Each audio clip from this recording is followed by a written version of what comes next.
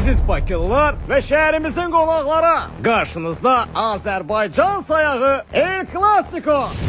9 noyabr saat 18:44'də bir tərəfdə Avropanı külə döndərən Qarabağımız, digər tərəfdə isə küllərindən yenidən doğulan Neftçi futbol komandası ilə qarşı-qarşıya gələcək.